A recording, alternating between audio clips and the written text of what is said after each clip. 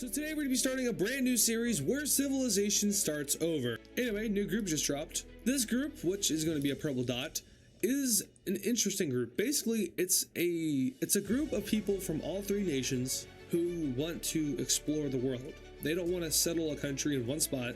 They're gonna have a functioning country that moves around. Basically, a giant group of people with houses on wheels. I mean, not literally, but figuratively. This country is firstly going to be formed down here in Turkey on the Turkish peninsula. Yeah, in Turkey on the Turkish peninsula. That makes sense. This group is going to be formed down here in southern Turkey, and this is going to be their first spot, but they will be moving eventually. But for now, this is like their main bases. This is where they're at for now. One of the strongest countries in the world, so one of the top fives, will get involved and pretty much decide who wins this war. Can you guess which country? Is it A, the Lime team, B, Korea, or C, the Dutch team? Well, Korea is probably out of the matter, so we can narrow it down between the Lime team and the Dutch team.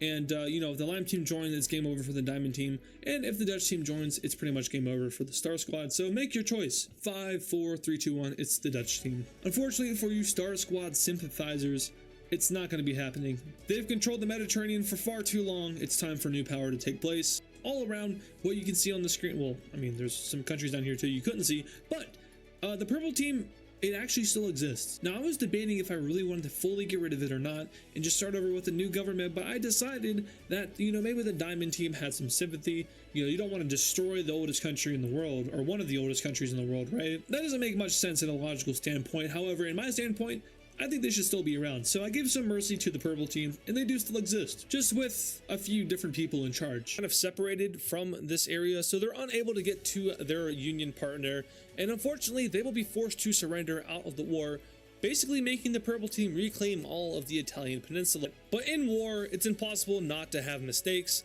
And almost every war in history, you can take a look at a country doing something stupid, and it has a lot of repercussions, and usually that country gets absolutely smacked around and obliterated.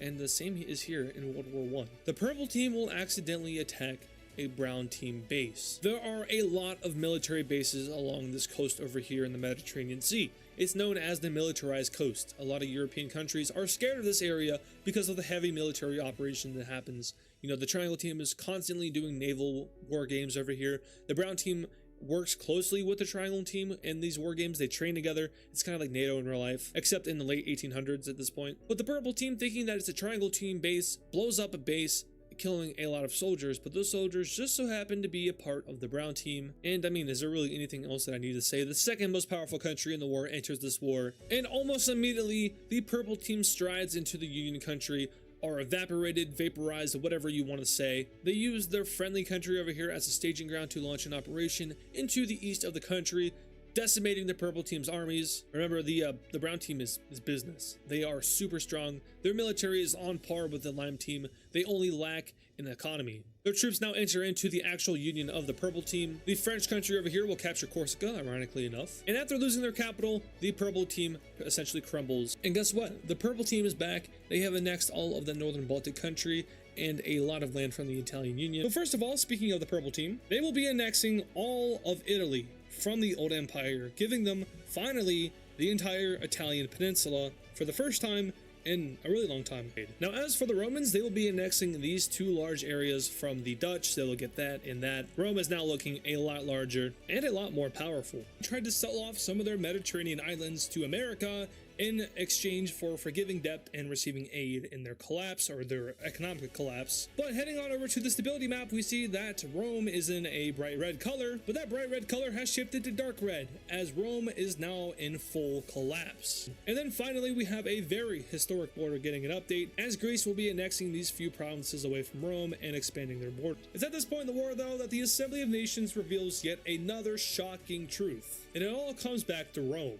Rome was being squeezed by the Assembly of Nations, but more specifically, it was being squeezed by America. The communist country, more likely than not, would have survived after World War IV, would have been able to rebuild themselves had it not been for the Assembly of Nations and their restrictions that were secretly being imposed by America in exchange for influence over Western Europe. A deal was made between America and the Western European countries. America will secretly try to squeeze Rome of their money and their economy and fund rebellions in Rome, which will in turn allow for old countries to come back, as well as the Western European countries to take additional land from Rome. And Roman influence goes bye-bye. One of the more powerful countries in Europe that are going to not like you and are going to work against you is now gone. And in exchange for that, you guys are going to be in my sphere of influence. We're going to become very close allies, economic allies, and when the time comes, if I need it, your support will be mine. And that is a deal that Western Europe accepted. So all the time that Rome was collapsing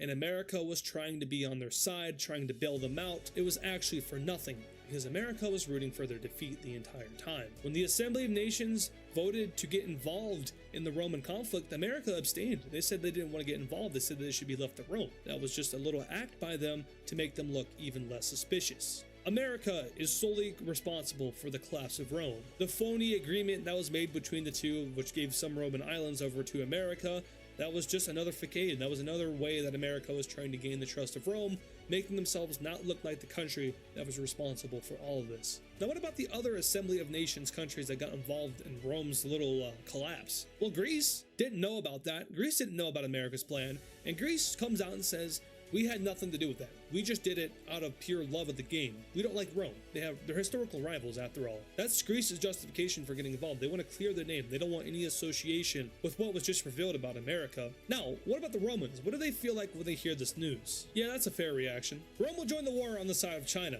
the most nationalistic country in the world, the nation with the most pride within itself. The people here are just disgusted by what has just been revealed to them. Their history recently has been shaky at best. There's been a lot of internal dialogue and a lot of internal dismay with the government, but this is different. This is the betrayals of betrayals, and justification enough to get involved in a world war which Rome has no business being involved in. Now though, we head over to Europe, where we have to talk about Rome. Despite the issues and difficulties of the 3-Point Star Alliance in the Americas, the European bloc is doing amazing. They have now reached down and captured the capital city of Rome. We also see a naval landing that is made by French forces that captures Corsica, and the stopping of advancing Roman troops in the south of Italy. German forces will break through the front line and take 2 major cities, now heading into the Balkan area of the country, splitting off this major city, and with it taking out a bunch of Roman troops. Eventually, the pink team will begin to push back, retaking their capital city and meeting the border with the Romans. The Western Europeans will meet the border of the pink team, and Rome loses in the Italian peninsula. Now, their last bastion of hope lies in the Balkans, where they have their oldest land and their core territory. Unfortunately for the Farmers' Republic, still weak from the Fourth World War, they just cannot respond to the power that the Western Europeans are presenting towards them. These countries have been experiencing economic flourishment. Some of the best economies in the world now find themselves in Western Europe, and that's mostly thanks to the Americans coming in and just rising them out of the ashes of World War IV. These are the American allies. They're very important to America, so of course they're going to ensure that they flourish even when America isn't around. And let's not forget the power of Western Europe. The Dutch Republic was just the Dutch Empire, one of the strongest countries in the world. Their military hasn't shrank that much, but even though the Romans won World War IV against the Dutch, it appears that the long game has been played, and it will be the Dutch that win the rivalry against the Romans as they hold out in one last major city. Centuries have passed since the story of the Purple Team has begun, but on this day, their book officially closes.